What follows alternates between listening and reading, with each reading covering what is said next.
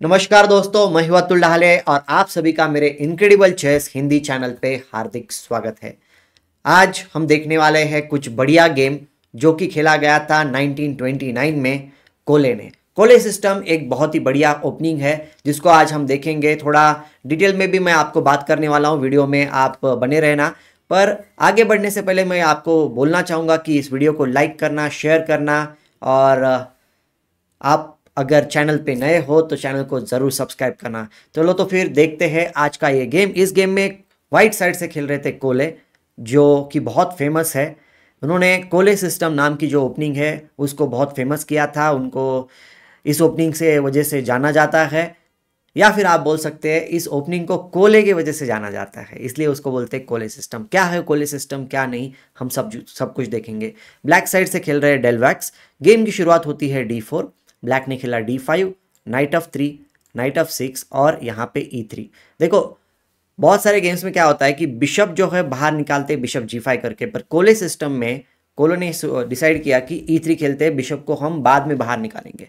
ठीक है, तो ब्लैक ने यहाँ पे खेला E6, बिशप D3। सारे जो पीसेस है आपके वो डेवलप होने चाहिए, ये चीज़ हमेशा याद रखना। ओपनिंग में 3 चीज़ों का हमने हमेशा ध्यान रखना चाहिए। एक तो वो होता है सेंटर कंट्रोल, दूसरी बात होती है रैपिड पीस डेवलपमेंट, मतलब पीसेस को जितना जल्दी हो सके उतना जल्दी डेवलप करो। और थर्ड मोस्ट इंपॉर्टेंट थिंग होती है वो होती है कैसलिंग, मतलब राजा जो होता है उसको सेफ रखना।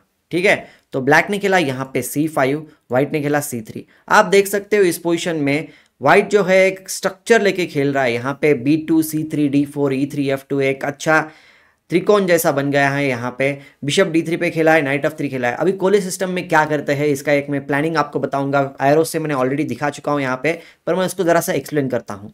यहाँ पे देखो, व्हाइट जो है कैस्लिंग करेगा, कैस्लिंग के बाद नाइट D2 होगा।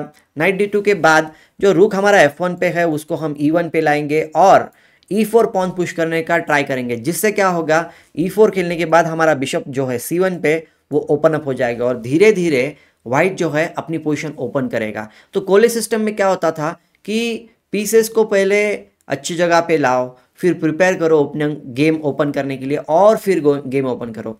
उसके पहले 1920s के पहले बहुत सारे प्लेयर्स बहुत अटैकिंग चेस खेलते थे, किंग्स गैम्बिट ये वो, और उसमें क्या होता था कि सैक्रिफाइस देते थे, अटैक के लिए प्रिपेयर नहीं करते थे।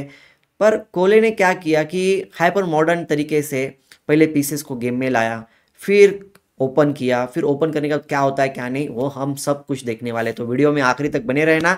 और वीडियो कैसा लगता है, गेम कैसा लगता है, मुझे आखिरी में ज़रूर बताना। ठीक है, चलो आगे बढ़ते हैं हम।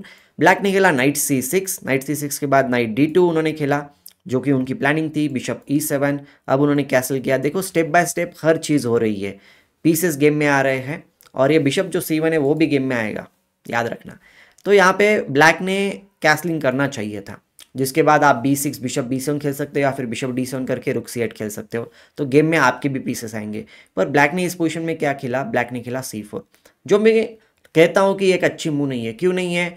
आपकी डेवलपमेंट कंप्लीट होने से पहले अगर आप कुछ अलग खेलते हो तो वो इतना अच्छा नहीं होता है, क्योंकि आप वेस्ट कर रहे हो मूव।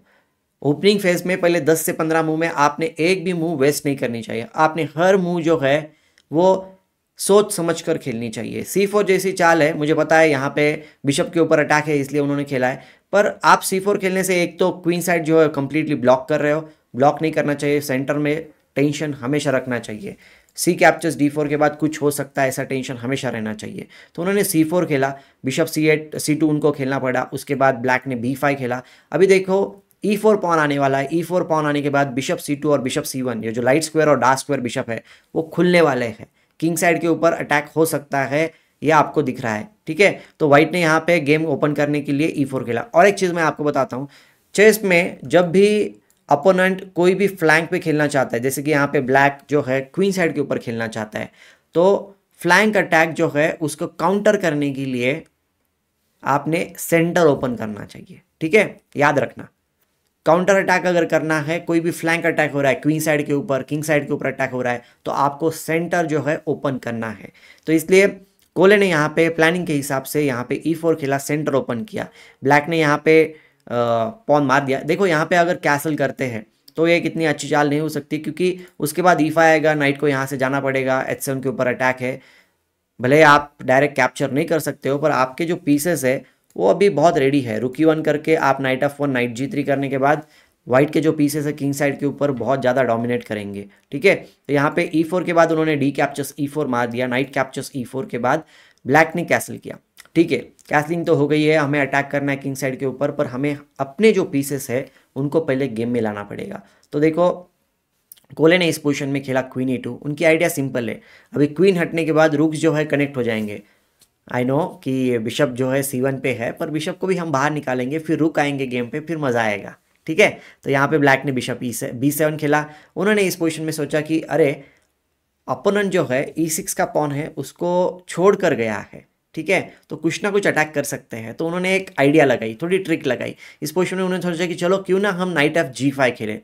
H7 के ऊपर इनडायरेक्ट अटैक है। अभी देखो एक मूव बताता हूँ आपको कि A6 जैसे आप अगर कुछ मूव खेलते हो तो H7 के ऊपर बहुत सारा एक्स्ट्रा अटैक है। तो आप क्या करोगे, नाइट F6 का जो है उसको डिफेंड कर रहा है, तो रिमूविंग द डिफेंडर हमें पता है। तो आप पहले क्या करोगे, नाइट F6 चेक दोगे। अब बिशप से मारोगे तो bishop into H7 check. King अगर यहाँ पे आएगा तो इस पोजीशन में आप सिंपल मूव खेल सकते हो क्वीन H5। अभी ब्लैक का जो किंग है वो चेकमेट होने वाला है। भले आप बिशप इंटू G5 खेले, after bishop capture G5 queen के ऊपर अटैक आएगा। क्वीन आप कहीं भी मूव करो, बिशप G6 के बाद किंग G8 खेलना पड़ेगा और क्वीन H7 चेकमेट हो जाएगा।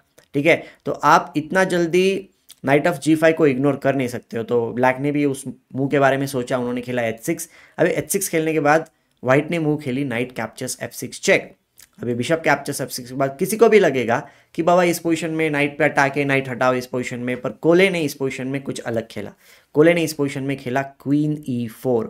अब की उनकी आइडिया ये है कि आप अगर नाइट मार दोगे तो चेकमेट हो जाएगा। ऑफ कोर्स ब्लैक को ये चीज़ तो समझ में आ जाएगी। तो ब्लैक ने क्या किया, यहाँ पे G6 करके पॉन को, मतलब पॉन बीच में डाल दिया, तो अटैक खत्म हो गया, ऐसा ब्लैक को लगा। पर अभी आप देख सकते हो F7 की जो पॉन है वो ओवरलोडेड है। E6 के ऊपर भी उसका सपोर्ट है, G6 के ऊपर भी उसका सपोर्ट है। जब भी ओवरलोडिंग होती है तब डिफ्लेक्शन आता है। तो आप डिफ्लेक्ट करने के लिए, F7 डिफ्लेक्ट करने के लिए क्या करोगे, करेक्ट, आप यहाँ पे नाइट से E6 मार दोगे। अभी रुक और क्वीन के ऊपर अटैक है तो आपको नाइट तो मारना पड़ेगा। नाइट मारने के बाद queen captures G6 check. Bishop G7 एक ही चाले, आप किंग H8 खेलोगे तो चेकमेट हो जाओगे। तो बिशप G7 के बाद अभी उन्होंने खेला queen H7 check, king F7। अभी इस पोजीशन में आपको जल्दबाजी करने की कोई ज़रूरत नहीं है, क्योंकि अगर आपने बिशप इंटू H6 जल्दबाजी ने मार दिया तो ब्लैक का जो क्वीन है वो गेम में डिफेंस में आ जाएगा। क्वीन F6 डिफेंस में आ जाएगा तो किंग बच जाएगा, बिशप G7 पे है वो भी बच जाएगा। तो हमें ऐसा करना नहीं है। तो यहाँ पे व्हाइट ने बहुत समझदारी से खेला, उन्होंने खेला बिशप G6 चेक। अभी आप अगर किंग E7 खेलते हो तो G7 चेक देने के बाद B7 का बिशप भी यहाँ पे मर जाएगा। व्हाइट सिंपल एक पीसअप पे आराम से जीत जाएगा। ठीक है, तो आप भाग नहीं सकते, आपको किंग F6 खेलना पड़ेगा ताकि बिशप जो G7 का है उसको सपोर्ट बना रहे। तो इस पोजीशन में भी आप अगर जल्दबाजी में बिशप इंटू H6 मारते हो तो ब्लैक यहाँ पे बिशप H6 क्वीन H6 के बाद रुक H8 खेल सकता है। अब आप भले चेक दो, कुछ भी करो, किंग तो अभी भागने ही वाला है। देखो किंग भागने के बाद मुझे नहीं लगता यहाँ पे आप जीत सकते, क्योंकि ब्लैक के पास बहुत बढ़िया चाल है इस पोजीशन में, वो है क्वीन H4। अभी बिशप के ऊपर अटैक है, आप बिशप मूव नहीं कर सकते हो। देखो आपने बिशप कहीं भी मूव किया तो क्वीन इंटू H2 चेकमेट हो जाएगा। तो आप तो चेकमेट होने नहीं वाले हो। तो आपको अगर चेकमेट नहीं होना तो बिशप को छोड़ देना पड़ेगा। और बिशप अगर आपका मर जाएगा इस पोजीशन, मुझे पता है व्हाइट के पास थोड़े पॉन्स ज़्यादा है, पर पॉन्स भी ज़्यादा हो गए तो भी इस पोजीशन में खेलने के लिए मैं बोलता हूँ कि ब्लैक को बहुत सारे ऑप्शंस है। अभी ये जो रुक है यहाँ पे आने वाला है, यहाँ पे चेकमेट का आइडिया है। H3 से आप बचाओगे तो रुक G8 आ जाएगा। तो ब्लैक को कुछ ना कुछ अच्छा प्ले मिल रहा है और ब्लैक के पास एक एक्स्ट्रा पीस भी गेम पे है। ठीक है, तो आप ऐसा खेल नहीं सकते हो। तो किंग F6 के बाद उन्होंने खेला बिशप H5। अभी उनकी आइडिया सिंपल है, क्वीन G6 करके उनको G7 मारना है। तो ब्लैक ने यहाँ पे नाइट E7 खेला, क्वीन G6 को स्टॉप किया। अब इस पोजीशन में उन्होंने फाइनली बिशप इंटू H6 मार दिया। क्यों मारा है, क्योंकि आप बिशप इंटू H6 अगर मारोगे तो क्वीन H6 चेक, किंग पीछे जा नहीं सकता, किंग F5 आगे आना पड़ेगा। अब एक बहुत ही बढ़िया चेकमेट है। आप वीडियो को पॉज करके देख सकते हो कि कैसे चेकमेट कर सकते हो। मैं आपको दिखाता हूँ। मुझे लगता है आपने सोचा होगा चेकमेट कैसे करेंगे। चेकमेट होगी G4 चेक से, किंग E4 आना पड़ेगा। फिर यहाँ पे आप खेल सकते हो रुक E1 चेक। अगर किंग D5 भागते हो तो क्वीन E6 चेकमेट हो रहा है, आपको आना पड़ेगा king to D3। King D3 के बाद आप खेल सकते हो queen E3 check, king C2 के बाद रुक E2 चेक एंड मेट। मतलब जो किंग G8 पे था उसको भगा के हमने C2 पे लाया है और C2 पे लाने के बाद उसको चेकमेट किया है। क्या बढ़िया चेकमेट है ना। तो देखो बिशप इंटू H6 के बाद उन्होंने बिशप इंटू H6 मारा नहीं, उन्होंने खेला रुक G8, पर अब रुक G8 के बाद भी उन्होंने बहुत बढ़िया मूव खेली यहाँ पे, वो थी H4।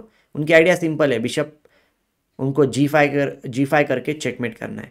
अगर आप H6 पे मारते हो तो क्वीन F7 चेकमेट हो रहा है क्योंकि सारे जो स्क्वायर्स है ऑलरेडी ब्लॉक्ड है। अगर आप E5 जैसी मूव खेलते हो तो भी आप कुछ करने नहीं सकते। बिशप इंटू G7, रुक इंटू G7 के बाद डी कैप्चर्स E5 के बाद किंग जो है उसको डिफ्लेक्ट करना पड़ेगा। किंग E6 जाने के बाद क्वीन कैप्चर्स G7 और अभी बहुत सारे आइडियाज़ है। रुक D1, क्वीन F6 के बाद किंग जो है E6 पे ऑलमोस्ट चेकमेट है। तो इस वजह से ब्लैक ने रिज़ाइन कर दिया। मुझे लगता है आपको समझ में आ गया होगा कोले सिस्टम में कैसे खेलते हैं। सारे पीसेस को पहले धीरे धीरे गेम में लाते हैं, पोजीशन ओपन करते हैं और उसके बाद जब आपके पास पीसेस होंगे तब आप अटैक करते हो। तो आशा करता हूँ आपको गेम पसंद आया होगा। गेम कैसा लगा, एनालिसिस कैसे लगा, मुझे ज़रूर बताना कमेंट सेक्शन में। और फिर मिलेंगे बहुत ही जल्दी। इस बार मैं कंटिन्यूस वीडियो ज़रूर लाऊंगा। तब तक के लिए शुक्रिया, धन्यवाद और सबको हैप्पी दिवाली। Thank you.